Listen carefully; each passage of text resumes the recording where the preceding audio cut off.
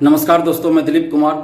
दोस्तों 8 साल बाद बीएसएससी प्रथम इंटर स्तरीय बहाली पूरी हुई और 8 साल का वनवास हजारों अभ्यर्थियों का जो था वो वनवास खत्म हुआ।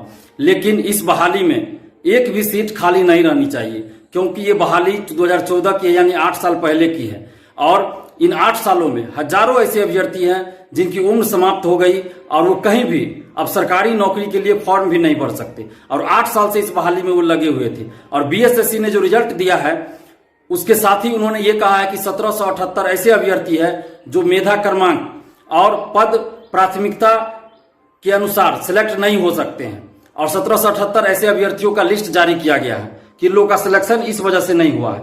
1580 के बारे में बताया जा रहा है कि 1580 अभ्यर्थी जो है योग्य नहीं पाए गए, इसलिए उनका सिलेक्शन नहीं हुआ। तो ये जो तर्क बीएसएससी ने दिया है ये बिल्कुल गलत है।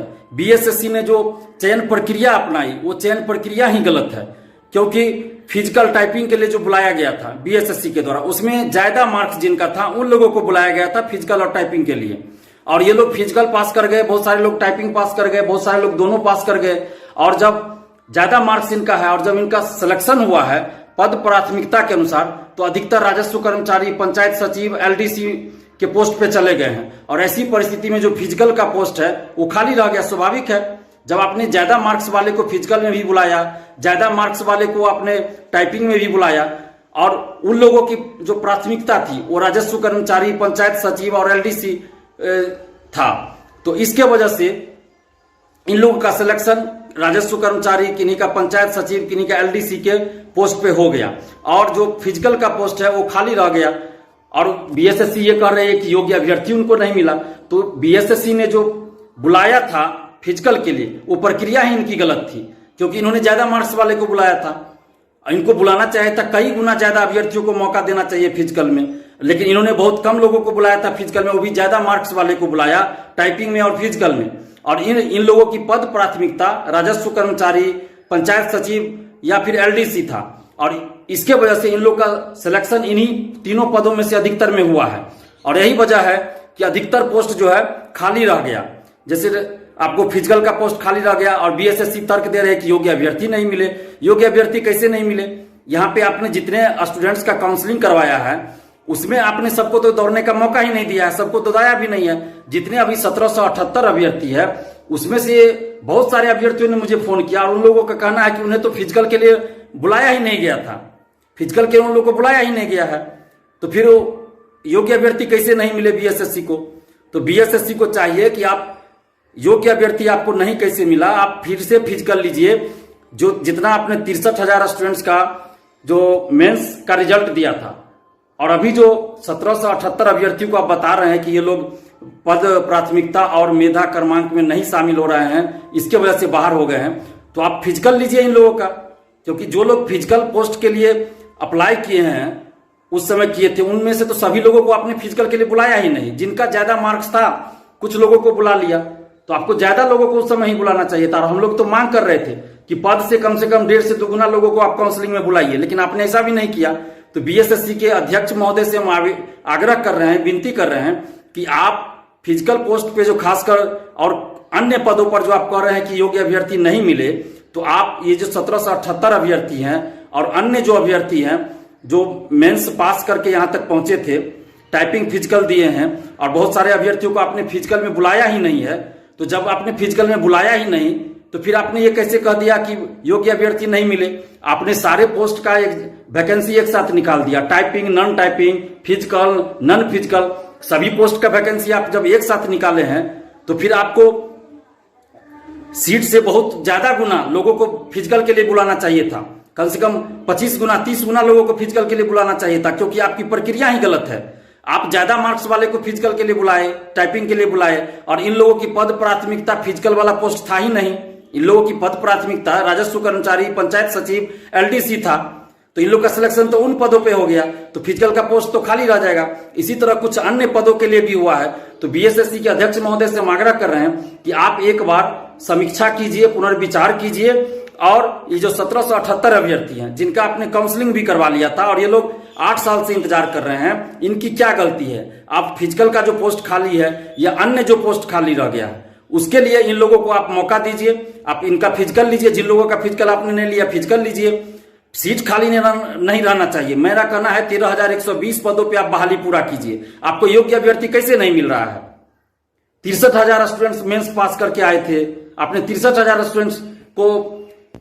स्टूडेंट्स का मेंस लिया था, उसमें से कितने लोगों को आपने पास करवाया? आप खुद देखिए, आपके पास है रिकॉर्ड। आपने टाइपिंग फिजिकल सब लिया, बहुत सारे स्टूडेंट्स को फिजिकल के लिए बुलाया ही नहीं, आपने टाइपिंग के लिए बुलाया ही नहीं, और आप कह रहे हैं कि योग्य अभ्यर्थी नहीं मिला। तो जितने अभ्यर्थी मेंस पास किए थे उसी में से आप खोजिएगा ना इस बहाली के लिए, उसी में से आप खोजिए, देखिए कैसे आपको योग्य अभ्यर्थी नहीं मिलते हैं। आप दोबारा फिजिकल लीजिए। लेकिन ये जो बहाना आप बना रहे हैं कि योग्य अभ्यर्थी नहीं मिले, तो ये बहुत गलत बात है। दरोगा बहाली होती है, सिपाही बहाली होता है, तो उसमें क्या योग्य अभ्यर्थी नहीं मिलते हैं? जितना सीट पे वैकेंसी आती है उतने सीट पे जितने लोग अप्लाई करते हैं, जितने लोग एग्जाम देते हैं, उसी में से मेरिट तय बनता है, और उसमें से जितने सीटों पे वैकेंसी आती है उतने सीटों पे बहाली पूरी होती है, उतना रिजल्ट जारी किया जाता है। लेकिन आपने तो ऐसा किया ही नहीं। 13,120 पदों पे बहाली है, तो आपको 13,120 पदों के लिए तो फाइनल रिजल्ट निकालना था ना। आपको योग्य अभ्यर्थी कैसे नहीं मिल रहा? अगर आपको योग्य अभ्यर्थी नहीं मिला, दूसरे को मौका दीजिए, आप फिर से फिजिकल लीजिए। ये कहां लिखा हुआ है कि आप एक बार ही फिजिकल लीजिएगा, दोबारा नहीं लीजिएगा? एक बार ही फिजिकल, आपने गलत प्रक्रिया ही गलत अपनाई ना। ज्यादा मार्क्स वाले को आपने फिजिकल में ही बुलाया, टाइपिंग में भी बुलाया, और उन लोगों की पद प्राथमिकता राजस्व कर्मचारी, पंचायत सचिव, एलडीसी था, तो फिर फिजिकल वाला पोस्ट तो ऐसे ही खाली रह जाएगा, और अन्य जो पद है वो भी वैसे ही खाली रह जाएगा। तो आप जो 1778 अभ्यर्थी हैं, इन लोगों को मौका दीजिए और 13,120 पदों पे आप बहाली पूरा कीजिए। यही हम आग्रह कर रहे हैं, क्योंकि 8 साल में एक बहाली को पूरा नहीं करना एक बहुत बड़ा अपराध था, और 8 साल के बाद भी सीट खाली रख देना उससे भी बड़ा अपराध है। तो आप इतना बड़ा अपराध मत कीजिए अध्यक्ष महोदय। और आपके बारे में जो चर्चा हम लोग सुने हैं कि आप ईमानदार हैं, तो ईमानदारी के साथ साथ आप तत्परता दिखाइए रविंदर कुमार जी, और मानवता दिखाइए, संवेदनशीलता दिखाइए, और 13,120 सीटों पे आप बहाली पूरा कीजिए। और ये जो 1778 अभ्यर्थी हैं उन लोगों के साथ आप न्याय कीजिए और उनको मौका दीजिए, वेटिंग लिस्ट जारी कीजिए। क्योंकि जो 2446 दरोगा बहाली में सफल हुए थे वो लोग भी काउंसलिंग में शामिल हुए हैं, और 2213 दरोगा बहाली का भी रिजल्ट आने वाला है, तो इन लोगों ने भी काउंसलिंग करवाया है। तो जिनका 2213 दरोगा बहाली में हो जाएगा वो भी, और जो 2446 दरोगा बहाली में सिलेक्ट हुए हैं वो लोग भी, और लोग भी जिनको मनचाहा पद नहीं मिला वो लोग पद ज्वाइन नहीं करेंगे। तो ऐसी परिस्थिति में जितना आपने रिजल्ट जारी किया है उसमें से भी हो सकता है 500 1000 लोग ज्वाइन ही ना करें। तो ऐसी परिस्थिति में सीट भी जितना आपने रिजल्ट दिया उसमें भी 1000 हो सकता है, या 800 या 700 जो भी हो खाली रह जाएगा।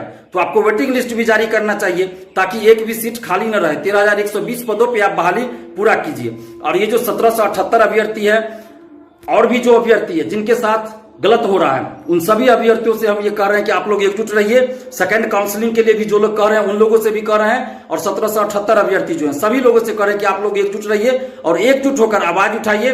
किसी के साथ भी गलत नहीं होना चाहिए। 13,120 पदों पे ये बहाली पूरी होनी चाहिए, एक भी सीट खाली नहीं रहनी चाहिए। हम शुरू से ये बात कहते आ रहे हैं। आप लोग एकजुट रहिए और एकजुट होकर आवाज उठाइए, और एकजुट होकर आंदोलन करने की जरूरत है। 10 तारीख के बाद मैं समय दे सकता हूं, 10 तारीख तक मैं फ्री नहीं हूं, 10 तारीख के बाद मैं फ्री रहूंगा। तो आप लोग डिसाइड कर लीजिए, 10 तारीख के बाद जब भी आंदोलन की बात कीजिएगा हम आपके साथ खड़े रहेंगे। और आप लोग बीएसएससी ऑफिस में जाकर आंदोलन कीजिए, एकजुट होकर आंदोलन कीजिए। बीएसएससी अगर नहीं मानती है तो आमरण अनशन पे बैठिए, आपके साथ हम आमरण अनशन पे बैठने के लिए तैयार है। लेकिन कहीं ना कहीं पहल आप लोगों को करनी पड़ेगी।